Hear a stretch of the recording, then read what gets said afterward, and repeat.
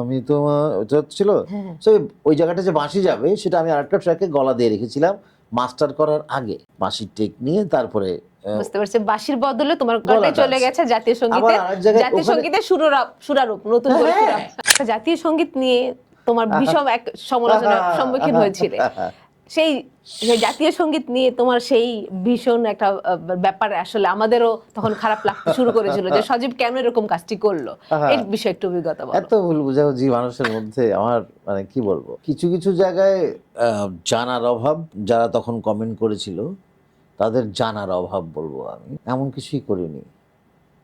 কিন্তু জাতীয় সঙ্গীতে তুমি হামিং দিয়েছিলে বা কিছু না, কম্পোজিশন আমি তো তুমি দেইনি রে, মানে ওখানে একটা জায়গা ছিল, মানে যেটা আমার ক্লায়েন্ট যে ছিল সে আমাকে বলেছিল যে এটা এরকম এরকম করে হবে, তো হয়েছে।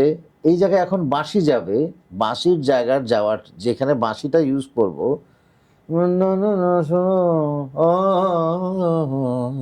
এটা বাঁশি হবে। হ্যাঁ সেই আমার ভয়েসটা দিয়ে লেয়ার করা ছিল, ওটা মাস্টার ট্র্যাক নয়, সেটাই ফাইনালি ওরা চালিয়ে দিয়েছে। ও আচ্ছা আচ্ছা আচ্ছা।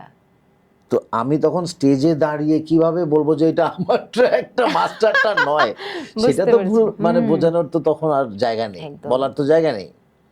তো যারা আসলে ওটা ছাড়ছে, মাস্টারটা যখন টেলিকাস্ট হচ্ছে তার আগে তো আমাকে জিজ্ঞেস করে নেবে যে এরকম কেন এখানে, এটা তো আমিও ছাড়তাম না।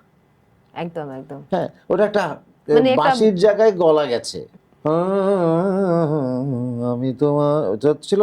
সেই ওই জায়গাটা যে বাঁশি যাবে সেটা আমি আরেকটা ট্র্যাকে গলা দিয়ে রেখেছিলাম মাস্টার করার আগে, বাঁশির টেক নিয়ে তারপরে বুঝতে পারছি, বাঁশির বদলে তোমার গলায় চলে গেছে জাতীয় সঙ্গীতে, আবার আরেক জায়গায় জাতীয় সঙ্গীতের সুরারূপ নতুন করে একদম বুঝতে তো হবে। আর যারাও কমেন্ট করেছিলেন তখন তারাও কিন্তু যথেষ্ট বোদ্ধা মানুষজন,